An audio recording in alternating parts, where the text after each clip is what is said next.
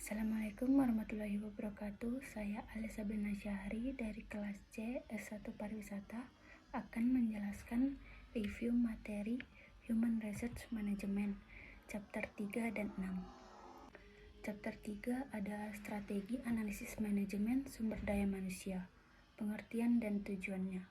Strategi sumber daya manusia adalah proses aktivitas manusia yang memiliki standar tertentu melalui tahapan pendekatan manusiawi dari seleksi karyawan yang sesuai.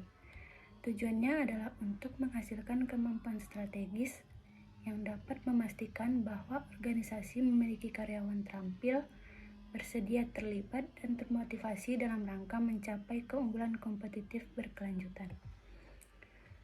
Jenis-jenis strategis. Yang pertama ada strategis korporat, strategis yang membentuk perusahaan berhubungan satu sama lain. Ini dimaksud seperti strategis yang melihat riwayat suatu perusahaan untuk memulai bisnis agar tidak ada kesalahpahaman. Yang kedua, strategis kompetitif. Strategis yang memperkuat posisi kompetitif untuk meningkatkan pangsa pasar, di mana strategis ini yang membedakan produk atau jasa pesaing untuk meningkatkan pangsa pasar dan meningkatkan penjualan. Yang ketiga ada strategis fungsional. Strategis yang dilakukan untuk membantu bisnis dalam mencapai sasaran strategisnya, di mana strategis ini dengan melihat apa yang harus dilakukan untuk mencapai tujuan perusahaan.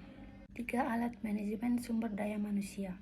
Yang pertama ada peta strategi, sebuah alat yang memberikan gambaran besar untuk mencapai sasaran strategis perusahaan, di mana ini dimaksud dengan memberikan gambaran besar pada proses perencanaan dimulai dari tujuan, perencanaan dasar, dan strategis untuk mencapai sasaran perusahaan tersebut. Yang kedua ada HR Scorecard, sebuah proses untuk menetapkan sasaran yang berkaitan dengan sumber daya manusia. Ini dimaksud dengan kayak mengidentifikasikan rencana strategi dengan menyesuaikan kemampuan perusahaan dengan permintaan lingkungan. Yang ketiga ada papan instrumen digital. Digital dashboard di mana posisi perusahaan pada semua metrik dari proses kartu skor sumber daya manusia. Ini dimaksud dengan mengidentifikasikan rencana strategi dengan menyesuaikan kemampuan dan memperlihatkan grafik perusahaan dan gambar yang teratur mengenai posisi perusahaan.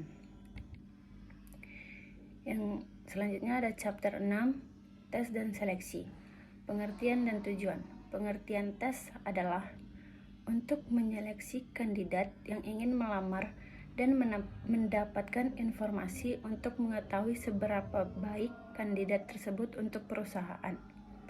Tujuan tes dan seleksi adalah untuk menemukan karyawan dengan keterampilan yang tepat, membantu dan mengetahui performa dari kandidat saat bekerja nanti, dan menganalisis data karyawan. Jenis-jenis tes dan seleksi.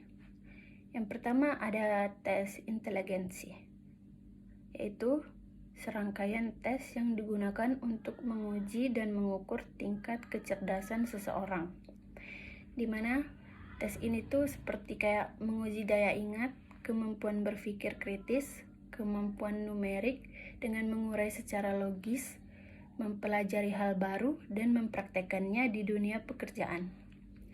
Yang kedua ada keterampilan kognitif khusus. Salah satu cara untuk mengukur kemampuan kognitif seseorang dan mengetahui sejauh mana pengetahuan yang mereka miliki. Ini dimaksud kayak seperti menanyakan pengalaman dan menguji bakat supaya mengetahui seberapa besar keterampilan yang mereka miliki dan pengalaman yang pernah mereka kerjakan di pengalaman kerja sebelumnya. Yang ketiga ada motorik dan fisik. Motorik itu seperti ketangkasan jari, ketangkasan manual, kayak kecepatan mengetik komputer. Kalau fisik itu seperti mengangkat beban dan stamina. Sekian presentasi dari saya. Apabila ada kesalahan, mohon dimaafkan. Terima kasih.